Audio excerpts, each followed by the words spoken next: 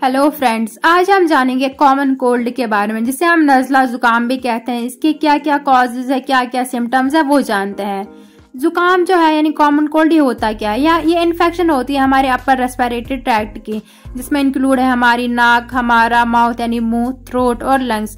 ये एक इन्फेक्शन होती है जो वायरस की वजह से होता है, जिसे हम राइनो वायरस कहते हैं। इसके क्या क्या सिम्टम्स है? स्नीजिंग यानी छींक आती है, रनी नोज होती है, कफ यानी कि खांसी आ जाना, और थ्रोट यानी गला खराब होना, हेडेक यानी कि सर में दर्द हो जाता है, नेजल कंजेशन यानी हमारी नाक जो है वो बंद होती है, यानी स्टफी फील होता है, ऐसा लगता है कि हमारी नाक ब्लॉक हुई है, और फीवर आ जाता है। इसके क्या कॉजेज है? कोल्ड वायरस जो है हमारी बॉडी में आ जाता है मुंह के जरिए, आंख के जरिए और नाक के जरिए। यह वायरस जो है ये फैलता है ड्रॉपलेट्स के जरिए। ये जो हमारे ड्रॉपलेट्स होते हैं उनके जरिए हवा में फैलता है। अगर कोई बीमार हो, जिसे कॉमन कोल्ड हुआ हो यानी जुकाम या सर्दी हुई हो, तो उसने छींका या उसने खांसा हो या आपके साथ बात की, तो उस वजह से ये जो वायरस है ये फैल जाता है। या आपने टच किया उस इंसान को, तो इसकी वजह से ये वायरस जो है आप में भी आ जाता है, फिर बीमार हो जाता है इंसान। इसके क्या क्या ट्रीटमेंट्स हैं? हमें बहुत ज्यादा पानी पीना चाहिए, क्योंकि पानी बहुत जरूरी होता है। जो हमारी स्टफी नोज होती है, ब्लॉकेज होता है नाक में, उसे क्या करता है, वो डाइल्यूट करता है, जिसकी वजह से इजीली ड्रेनेज हो जाता है, और स्टफी जो फील होता है, ब्लॉकेज फील होता है, वो सही होता है। हमें अच्छे से सोना चाहिए, क्योंकि सोना जो है बहुत ज्यादा जरूरी है, क्योंकि सोते वक्त क्या बॉडी एक प्रोटीन रिलीज करती है, जिसे हम कहते हैं साइटोकाइनेज, जो बहुत ज्यादा जरूरी होता है इन्फेक्शन के खिलाफ लड़ने के लिए। और ओटीसी मेडिकेशंस। एक और जरूरी बात, हमें एंटीबायोटिक्स नहीं लेने चाहिए कोल्ड और फ्लू के लिए, क्योंकि वो हम ओनली यूज करते हैं बैक्टीरियल इन्फेक्शंस के लिए, जैसे ईयर, थ्रोट, आई इन्फेक्शन। इसीलिए एंटीबायोटिक्स को कोल्ड यानी सर्दी जुकाम के लिए यूज नहीं करना चाहिए, क्योंकि जो सर्दी और जुकाम होता है वो वायरस की वजह से हुआ होता है, और एंटीबायोटिक हम बैक्टीरियल इन्फेक्शन के लिए यूज करते हैं। सर्दी और जुकाम के लिए कोई मेडिसिन नहीं होती है, लेकिन जो इसकी वजह से डिस्कम्फर्ट फील होता है उसके लिए बहुत सारी ओटीसी मेडिकेशंस है जो हम ले सकते हैं। यानी जो कोल्ड की वजह से सिम्टम्स आते हैं उन्हें हम क्योर कर सकते हैं मेडिसिन से। अगर आपको फीवर या पेन है तो उसके लिए हम एनाल्जेसिक ले सकते हैं, जैसे कि डोलो 650 है, क्रोसिन है, कॉम्बीफ्लेम है और आइब्यूजेसिक प्लस।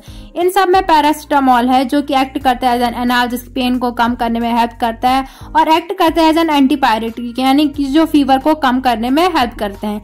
एक जरूरी बात याद रखनी है कि पैरासिटामोल ज्यादा हमें नहीं लेना चाहिए, इससे आपका लीवर डैमेज हो सकता है।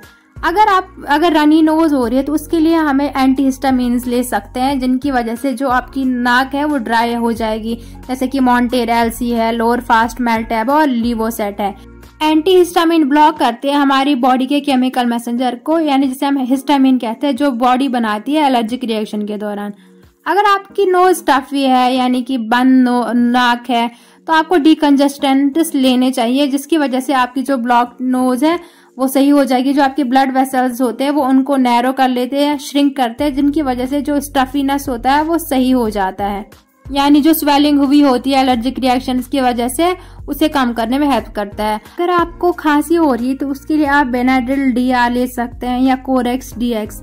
ये खांसी को कम करने में हेल्प करते हैं। ये हमारे ब्रेन के उस रिसेप्टर को ब्लॉक करते हैं जो हमारी खांसी की वजह हो जाती है, जिसकी वजह से खांसी आती है, उस चीज को ब्लॉक करते हैं, जिसकी वजह से खांसी जो है कम हो जाती है।